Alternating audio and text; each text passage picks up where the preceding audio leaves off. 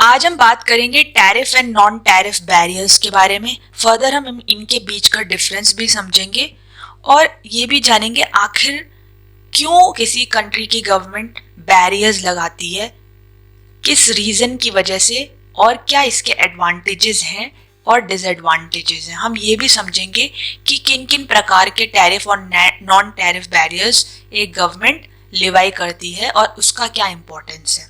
तो सबसे पहले ये समझना ज़रूरी है कि बैरियर्स आखिर होते क्या हैं।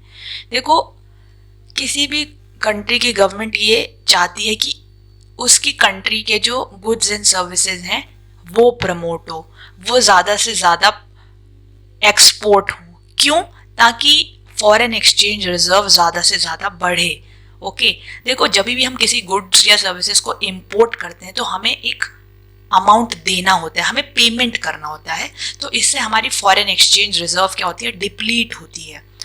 ओके, सो हम अपने फ्यूचर के एक्सपेंसेस को, इंपोर्ट्स को बियर नहीं कर पाते इसकी वजह से, क्योंकि हम ज़्यादा इंपोर्ट कर रहे हैं। तो हर कंट्री की गवर्नमेंट चाहती है कि ज़्यादा से ज़्यादा हम एक्सपोर्ट करें ताकि हमारे पास पैसा आए। तो एक तो ये रीज़न हो गया। ओके, अब दूसरा रीज़न ये है कि गवर्नमेंट अपने कंट्री के प्रोडक्ट्स को प्रमोट करना चाहती है। ओके, अपने कंट्री के प्रोडक्ट्स को प्रमोट करने का ये मतलब है कि जो हमारे डोमेस्टिक प्रोड्यूसर्स हैं उनकी इनकम आती है। जब हमारे देश के गुड्स एक्सपोर्ट होते हैं तो उनकी इनकम बनी रहे मार्केट में, इंटरनेशनल मार्केट में हमारे प्रोडक्ट्स की डिमांड बनी रहे और नेशनल मार्केट में भी बनी रहे। ओके, तो इस रीज़न की वजह से भी होता है ताकि इकोनॉमी में एक बैलेंस रहे, गुड्स, हमारे प्रोडक्ट्स की डिमांड इकोनॉमी में रहे। राइट, अब रेवेन्यूज भी कलेक्ट करने के लिए गवर्नमेंट बैरियर्स लगाती है। देखो, रेवेन्यूज क्या होते हैं? टैक्सेस, ड्यूटीज जो गवर्नमेंट कलेक्ट करती है इंपोर्ट्स या एक्सपोर्ट्स पे। तो गवर्नमेंट को पैसा चाहिए होता है। अब पैसा, बहुत सारे रीजंस हैं गवर्नमेंट जिस पे एक्सपेंड करती है, अपने पैसों को खर्च करती है। तो जैसे इंफ्रास्ट्रक्चर पे हो गया, सैलरीज पे हो गया, कंट्री के डेवलपमेंट के लिए बहुत सारी चीज़ें होती हैं जिसके लिए वो उसको पैसा चाहिए होता है। तो ये भी एक रीज़न है। और एक और रीज़न है जनरेशन ऑफ जॉब्स। देखो, जॉब्स कैसे जनरेट होते हैं बैरियर्स क्रिएट करने से। जब हम इम्पोर्टेड आइटम्स को कम प्रमोट करेंगे, उनमें अलग अलग किस्म के रिस्ट्रिक्शंस लगाएंगे, रूल्स लगाएंगे, स्टैंडर्ड्स लगाएंगे, तो उससे क्या होगा? हमारे देश के जो गुड्स हैं वो प्रमोट होंगे, ज़्यादा से ज़्यादा प्रोड्यूस होंगे। सिंपल सी बात है, हमारे देश के गुड्स बिकेंगे तो जॉब्स भी जनरेट होंगी और जो ऑलरेडी लोग जॉब कर रहे हैं उनकी जॉब भी सिक्योर रहेगी। अब टैरिफ बैरियर्स की बात कर लेते हैं। देखो, टैरिफ बैरियर क्या होता है? एक ऐसे फॉर्म का रिस्ट्रिक्शन है जिसमें गवर्नमेंट ना टैक्सेस, ड्यूटीज लगाती है किसी भी इंपोर्टेड गुड्स पे। या तो टैक्स लगाएगी या ड्यूटी। ठीक है, तो अब ये जो होता है ना, एडवलरम बेस पे और आपका स्पेसिफिक बेस पे चार्ज होता है। अगर मैं कस्टम ड्यूटी की बात करूं तो जैसे यहाँ पे लिखा हुआ है, here an amount is charged either on percentage basis और on value basis on goods and services. The duties can be on specific goods और a certain segment of goods. Okay, तो ये हम अभी समझेंगे नेक्स्ट स्लाइड में इसका exactly मतलब क्या है। और they are levied to balance the trade and to protect the domestic goods. और सिंपल सा रीज़न है कि हमें अपने ट्रेड को बैलेंस करना है। हम चाहते हैं हमारे एक्सपोर्ट्स ज़्यादा हो, इंपोर्ट्स कम हो, ये रीज़न है, और हमारे डोमेस्टिक प्रोडक्ट्स ज़्यादा से ज़्यादा बिकें। अब नॉन टैरिफ बैरियर्स की बात करते हैं कि देखो, ऐसे बैरियर्स जो कि टैक्सेस के फॉर्म में नहीं होता, ड्यूटीज के फॉर्म में नहीं होता है। तो क्वेश्चन ये आता है कैसे? देखो, कई बार क्या होता है कि गवर्नमेंट लाइसेंसेस अप्लाई करवाती है, लाइसेंसेस कंपलसरी कराती है इंपोर्टेड गुड्स के लिए कि अगर आपके पास लाइसेंस आप ले लेते हो तो तभी आप in certain kinds of goods को हमारे देश में इंपोर्ट कर सकते हो। लाइसेंसेस, कुछ रेगुलेशंस हैं जिनको आप फॉलो करोगे तभी आप कर सकते हो। Kota's, voluntary export restrict, standards, local content requirement, ये सारी चीज़ें अभी हम डिटेल में पढ़ेंगे जब हम नॉन टैरिफ बैरियर्स के टाइप्स के बारे में समझेंगे. So they are levied so that again the domestic products can be protected and also the things imported are of relevant quality and standards. तो ये क्यों रिवाइव करती है गवर्नमेंट? ताकि हमारे डोमेस्टिक प्रोडक्ट्स प्रमोट हों, प्रोटेक्ट हों, और ताकि बाहर से जो चीज़ें आ रही हैं वो एक क्वालिटी की हों, एक प्रिस्क्राइब्ड क्वालिटी की हो, स्टैंडर्ड की हो. ऐसी वैसी कोई भी चीज़ हमारे देश में ना आ जाए, एक उसमें एक स्टैंडर्ड हो.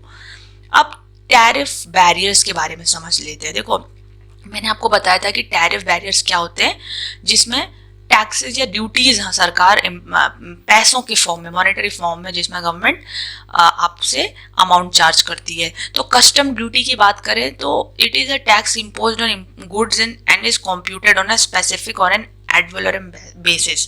तो एक तरीके का टैक्स है, ये तो हमने समझ लिया. लेकिन ये दो फॉर्म में गवर्नमेंट लेती है इम्पोर्ट्स पे. तो स्पेसिफिक में होता है इस पर्टिकुलर गुड के लिए, जैसे एक क्वांटिटी है गुड की, उसके लिए तो उसमें कुछ अमाउंट वो चार्ज करती है, राइट. जैसे मान लो 1 सेट ऑफ टेलीविजन हो गया, 1 लैपटॉप, या कोई भी एक पर्टिकुलर स्पेसिफिक एक अमाउंट के गुड के लिए, एक क्वांटिटी के गुड के लिए जो चार्ज होता है, जो अमाउंट, उसे हम बोलते हैं. जैसे अगर मैं बोलती हूँ एक सेट ऑफ टेलीविजन के लिए 1000 रुपये चार्ज होता है, गवर्नमेंट बोल रही है, कस्टम डिपार्टमेंट बोल रहा है, तो उतना चार्ज होगा. एड वैलोरम में क्या होता है? वैल्यू बेसिस पे होता है. मतलब जैसे अगर हमारे देश में 10 लाख के गुड्स आए, कोई भी गुड्स आए 10 लाख के लेट से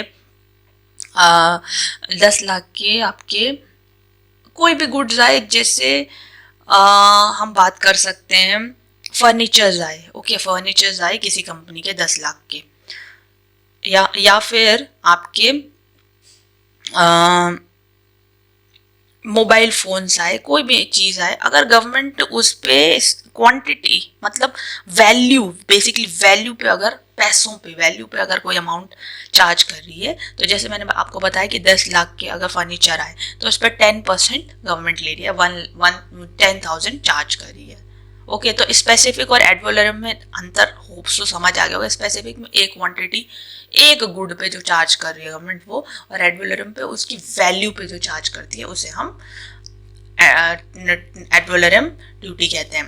अब नेक्स्ट चीज़ है काउंटर वेलिंग ड्यूटी. क्या होती है? देखो, ये एक एडिशनल ड्यूटी होती है जो गवर्नमेंट इम्पोर्ट्स पे लिवाई करती है. कब? जब फॉर एग्जाम्पल अगर किसी कंट्री से कुछ चीज़ एक्सपोर्ट होकर हमारे देश में आ रही है, तो और वहाँ की सरकार उस पर कुछ सब्सिडी दे रही है या टैक्स कंसेशन दे रही है उसको प्रमोट करने के लिए, तो हमारे देश की सरकार क्या करती है, क्योंकि अब वो चीज़ सस्ती हो जाएगी, क्योंकि सरकार, एक्सपोर्टिंग कंट्री वाली सरकार उस पर कुछ टैक्स सब्सिडी दे रही है, कुछ पेमेंट दे रही है. जैसे कोई चीज़ अगर 50 रुपये की है तो सरकार ने 10 रुपये वापस दे दिए उनको, तो 40 की हुई, तो इंटरनेशनल मार्केट में वो सस्ती बिकेगी. तो इसलिए हमारी कंट्री की गवर्नमेंट उस चीज़ को थोड़ा सा महंगा कर लेती है, ताकि हमारे जो डोमेस्टिक प्रोडक्ट्स हैं वो प्रमोट हो, जो कंपटीशन है वो कम हो. एंटी डंपिंग ड्यूटी की बात करें, देखो डंपिंग क्या होती है? जब कोई भी कंट्री अपने देश के गुड्स को दूसरे देश में डंप कर देती है. अब कोई भी कारण हो सकता है उसका. मान लो उस कंट्री में गुड्स का स्टॉक बाकी रह गया, मतलब गुड्स कुछ बिके नहीं, तो वो दूसरी कंट्री में उसे बेच देती है. ओके, कई बार क्या होता है कि वो बहुत ही सस्ते में किसी कंट्री में गुड्स बेचती है ताकि मार्केट शेयर को गेन कर सके, तो इसे प्रीडेटरी डंपिंग कहते हैं. देखो, डंपिंग के भी बहुत सारे फॉर्म्स होते हैं. तो क्या होता है, एंटी डंपिंग ड्यूटी उस पर लगा देती है गवर्नमेंट.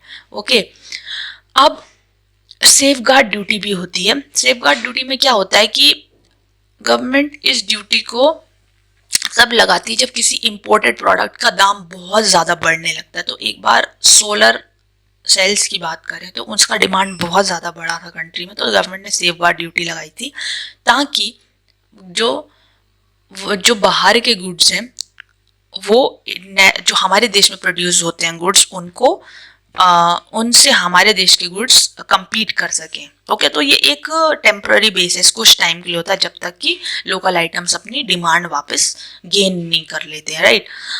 अब हमने समझे टैरिफ बैरियर्स की जो कि टैक्सेस और ड्यूटीज के फॉर्म में गवर्नमेंट लेती है, चाहे हम बात करें कस्टम ड्यूटी की बात करें, राइट, चाहे हम काउंटर वेलिंग ड्यूटी, एंटी डंपिंग ड्यूटी या सेफ गार्ड ड्यूटी के बारे में बात करें, तो अलग अलग किस चीज़ों कंडीशंस पे सरकार मॉनेटरी फॉर्म में जो टैक्सेस लिवाई करती है। अब non tariff barriers are basically granted by the government to import certain kinds of goods in a country। ये actually basically non tariff barriers होते हैं जो कि पैसों के फॉर्म में नहीं होते हैं, कुछ कंडीशंस के फॉर्म में होते हैं, स्टैंडर्ड्स जो हमें अबाइड करते हैं उसके फॉर्म में होते हैं। जैसे अगर मैं बात करूँ लाइसेंसिंग की, तो लाइसेंस में क्या होता है, सरकार कहती है कि आप हमारे देश में इन गुड्स को इम्पोर्ट कर सकते हो अगर आपके पास लाइसेंस है।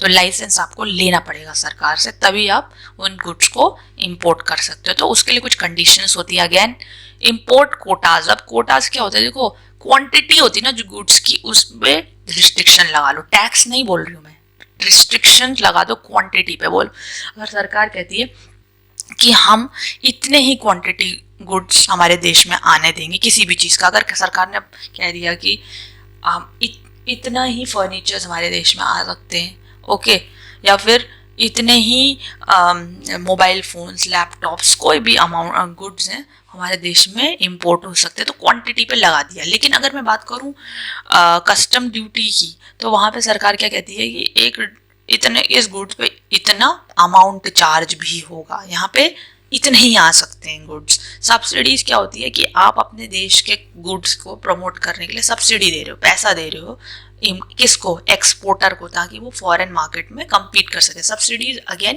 पेमेंट्स होती हैं जो कि गवर्नमेंट दे रही है एक्सपोर्टर्स को, ताकि वो इंटरनेशनल मार्केट में जो अंतर्राष्ट्रीय कॉम्पिटिटर्स हैं उनके अगेंस्ट एक्सपोर्ट कॉम्पीट कर सके। अब बात करते हैं वॉलेंट्री एक्सपोर्ट रेस्ट्रेंट की। तो जब इंपोर्टिंग कंट्री के रिक्वेस्ट पे, आई रिपीट, जब इंपोर्टिंग कंट्री के रिक्वेस्ट पे एक्सपोर्टिंग कंट्री एक अमाउंट, स्पेसिफिक अमाउंट गुड्स का एक्सपोर्ट करती है, मैंने मान लो दो कंट्रीज हैं, इंडिया और अमेरिका, ओके, इंडिया से जाता है लेट्स से शुगर अमेरिका में, तो इंडिया क्या हो गई एक्सपोर्टिंग कंट्री और अमेरिका क्या हो गई इंपोर्टिंग कंट्री। तो इंपोर्टिंग कंट्री के रिक्वेस्ट पे अगर एक्सपोर्टिंग कंट्री इतना ही गुड्स सप्लाई करती है, एक्सपोर्ट करती है, तो उसे वॉलेंट्री एक्सपोर्ट कहते हैं, रेस्ट्रेंट कहते हैं। तो अगर अमेरिका कहता है कि आप हमारे देश में सिर्फ 10 lakh tons of sugar he export करो, तो हम उसे WVER का नाम देंगे।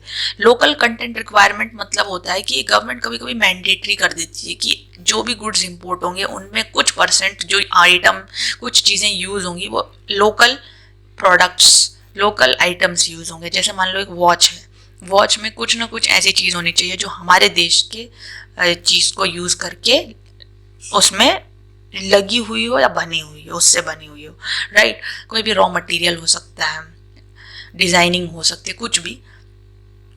अब हमने आज बहुत ही इम्पॉर्टेंट चीज़ समझी, that is the difference between tariff and non tariff barriers क्या होते हैं। एक तो मॉनेटरी फॉर्म में होता है टैरिफ बैरियर, टैक्सेस के फॉर्म में, नॉन मॉनेटरी फॉर्म के बेसिस पे होते हैं आपके नॉन टैरिफ बैरियर्स, और फर्दर इसका क्या इंपॉर्टेंस है इकोनॉमी में, क्यों गवर्नमेंट इनको लिवाई करती है। तो होप आपको लेक्चर अच्छा लगा होगा। अगर वीडियो अच्छा लगा है तो वीडियो को लाइक, शेयर और सब्सक्राइब करना ना भूलें।